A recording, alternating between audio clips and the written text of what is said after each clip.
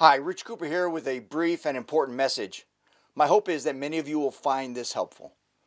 After witnessing some of the mania and selfish behavior this past weekend, triggered by concerns over the COVID-19 virus, I felt compelled to offer some calming advice. To be in the leadership development space means you must also be a student of history. And if you learn nothing else from reading history, you learn that this too shall pass.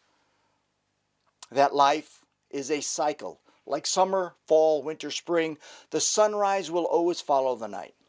And everyone needs to hit the pause button and take a moment to regain perspective.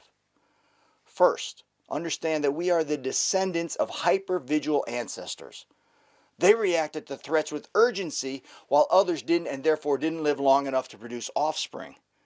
Meaning that even today, the primary hardwiring of our 2 million-year-old brains is to keep us alive when we perceive a threat. Unfortunately, that hardwiring hasn't yet adapted to living in a modern society. And you combine that with the fact that modern news outlets exploit that hardwiring to gain more viewers by shocking our systems with headlines to grab our attention, rather than to simply inform us with the knowledge we need to make good decisions. Plus, as with anything new, there's a lot of unknowns and conflicting information, which, although expected, adds to everyone's uncertainty. All this triggers our survival response. So does checking your 401k balance right now, so I avoid doing that at all costs. It triggers our amygdala, part of our limbic system deep within our brain that is responsible for processing fear and threat detection. Once triggered, it instantly sends us into fight, flight, freeze, or faint mode. Your body literally gets a flood of powerful hormones and neurotransmitters that, if left unchecked, can put people on a runaway train to crazy town. And we are witnessing this already. It shows up in behavior like hoarding 400 rolls of toilet paper, or being terrified to even leave one's home, or selfishly buying all the hand sanitizer in the store for your family, leaving nothing for other families.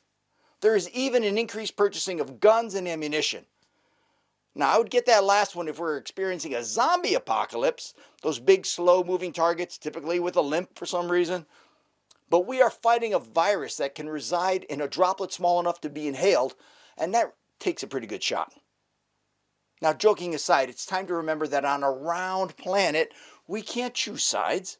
We are all in this together, and together there is nothing that we can't deal with. Now, if you think your people would benefit from a grounding perspective, one that certainly calls for appropriate, fact-based action to keep everyone as safe as possible while keeping one's amygdala offline, I may just have the answer for you. Because by managing your mindset, you reduce your own level of stress. That will in itself increase your own immune response. If we work together, cooperate, and communicate effectively, we can create a holistic response to this global threat. I've put together a webinar that describes the 5 important keys to free your mind from fear and anxiety in times of crisis. Email me at the address below for more information. I thank you for listening. I hope even this little intro has helped reduce your own level of stress, and stay healthy.